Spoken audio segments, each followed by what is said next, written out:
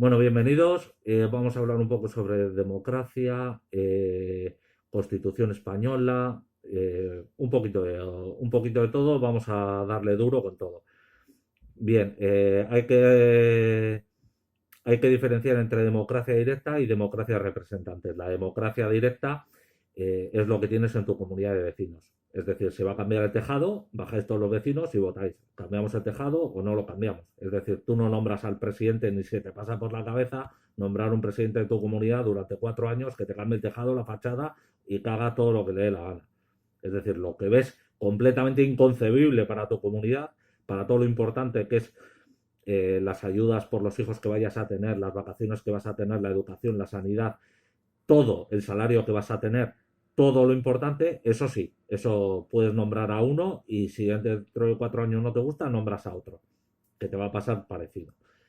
Vale, lo ideal, cualquiera que lo piense, lo ideal es ni una cosa ni la otra. Es decir, somos tal grado eh, en una comunidad, las decisiones que se toman no son muchas, con lo cual puedes bajar y votarlas. Pero en una sociedad con tanto número de personas, tendrías decisiones a nivel municipal, a nivel comarcal, a nivel provincial, a nivel autonómico, a nivel estatal. Es decir, necesitarías dedicar tu vida entera solo para hacer este tipo de votaciones. Con lo cual, desde mi punto de vista, lo ideal sería un sistema mixto, en el cual hubiera representantes que sí pudieran ir tirando para adelante con las cosas que hay que hacer, pero siempre y cuando hubiera un mecanismo flexible, dinámico y real en el cual la gente, si ve que, por ejemplo, por poner un ejemplo, vamos a construir un puente de aquí al otro lado. Si la gente no quiere ese puente, que haya un mecanismo en el cual se pueda tirar esa ley para atrás. ¿Por qué? Porque al final también dentro de un sistema de representantes los que se llevan toda la tajada son los partidos políticos y normalmente en coaliciones.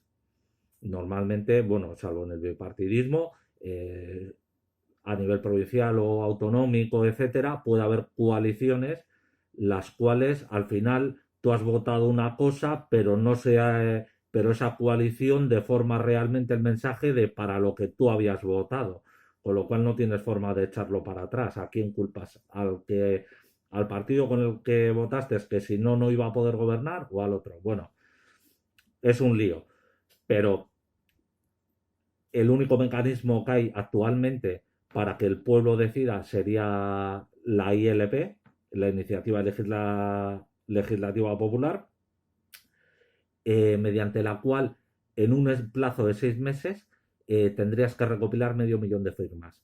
Y ese 500.000 de firmas lo llevas al Congreso de los Diputados y ellos deciden si les interesa estudiar la propuesta o si no. Es decir, al final la gente no decide nada. Esa es la democracia popular que hay actualmente en España. Pero vamos a explicar cómo ha surgido todo esto. ¿De dónde viene todo esto? Pues bien, en el 75 muere Franco y 2 días después es nombrado jefe de Estado el rey, Juan Carlos I. Bien, Juan Carlos I en el 76 nombra a Suárez, un demócrata de toda la vida, que había sido, eh, creo que gobernador de la provincia de Segovia, y que por casualidad de la vida era presidente de Falange Tradicionalista y de las Jons. Pero eso es una casualidad que no daña ni mancha para nada su completo carácter demócrata. Bien, posteriormente se hace la ley electoral, se hace eh, unas elecciones, unas elecciones y tras esas elecciones del 77, secretamente, determinados partidos políticos, no todos, se les nombra a 7 representantes para hacer una constitución. Es decir, se habían hecho unas elecciones normales y dentro de esa legislatura se empieza a mover el tema de la constitución. ¿Qué problema hay aquí? El problema que hay aquí son realmente dos o tres. Uno, que para hacer una constitución hay que hacer unas cortes constituyentes donde todos los parlamentarios puedan decidir abiertamente y discutirlo de manera pública, o una asamblea constituyente, que es directamente representantes dictados por el pueblo, sin tener que tener obligatoriamente un apego a los partidos políticos, simplemente representantes de cada distrito o circunscripción electoral, los cuales debatan qué constitución se va a hacer. Y un tercer problema, un tercer detalle, es que había serias amenazas de que podía haber un golpe militar. Es decir, esto es como si haces una confesión bajo amenazas. ¿De qué vale lo que has dicho? Pues de muy poco. Pues si hay amenazas para que la ley fundamental del país no pueda llevarse a cabo libremente, ese es uno de los pasos básicos, que una constitución se tiene que hacer libremente. Bien, en el proceso de elaboración de la constitución, lo que se hizo fue en secreto, determinados partidos políticos nombraron a 7 representantes. Por ejemplo, hubo partidos que no tuvieron. El PNV, creo recordar que tenía 8 diputados y no tuvo representación dentro de esa elaboración de la Constitución. Es decir, ya dejas aparte del país sin representación, sin hacer nada. Y la Constitución la debieron de realizar entre agosto y noviembre del 77-78, creo recordar, los 7 magníficos. ¿Qué pasa ahí? Entre agosto y noviembre del 78. ¿Qué pasa ahí?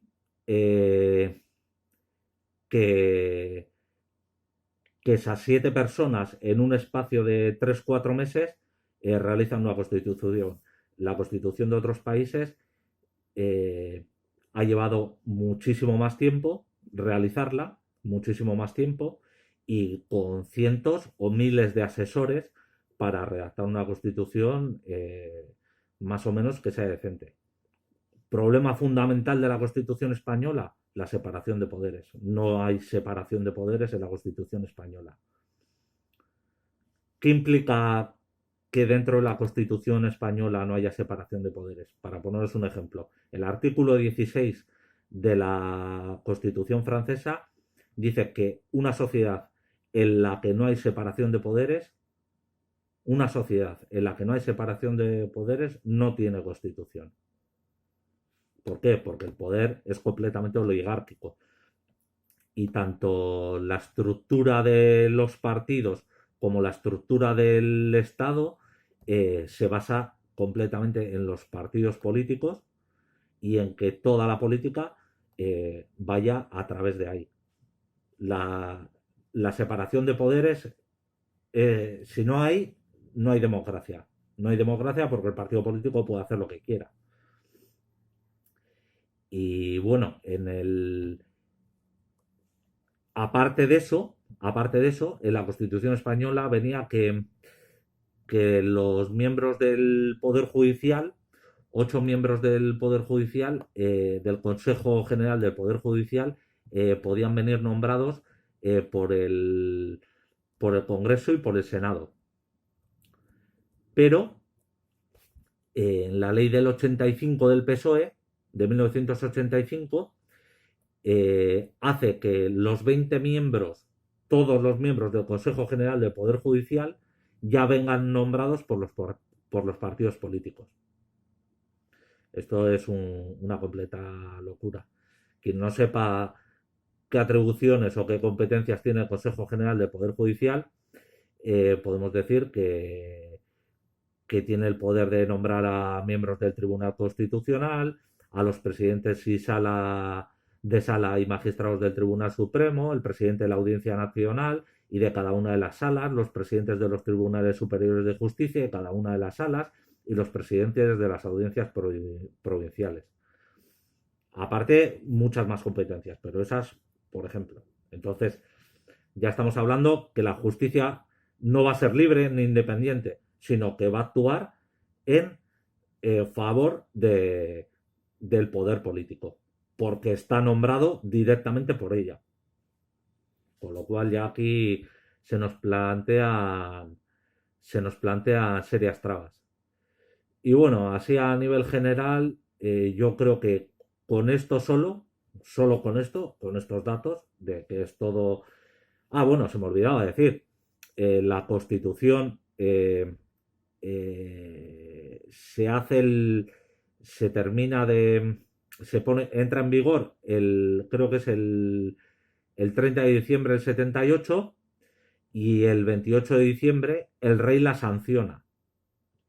Es decir, hace falta como un carácter institucional que dé legitimidad a esa constitución. Pero es que el rey no viene en la constitución hasta que el rey no, hasta que la constitución no entra en vigor, que es el día 30, el rey no la puede sancionar el día 28. Porque la sanciona quién, un franquista. Porque el rey solo había sido nombrado por Franco, no había sido nombrado por los españoles. Eso sin contar cómo Suárez mete al rey en la Constitución para no hacer un referéndum sobre la monarquía que sabía que iba a perder. Con lo cual ya es todo una cadena de errores muy difícil de subsanar. En principio, lo que habría que hacer para empezar a llamar a esto democracia plena, que se llenan todos la boca con hay que cumplir la Constitución, el artículo no sé qué, hay que cumplir el artículo no sé cuál, se les llena a todos los políticos la boca con este tipo de historias o con la Constitución en sí misma y es todo un fraude desde el principio hasta el final, que solo beneficia a los partidos políticos realmente y que era una votación en la cual era o seguimos con franquismo o tiramos esto para adelante. Pero bueno, ya ha pasado tiempo suficiente como para plantear este debate y que se puedan resolver determinadas cosas. Sobre todo la independencia judicial tiene que ser primordial. Bueno, pues un saludo y esperamos que os haya gustado el análisis.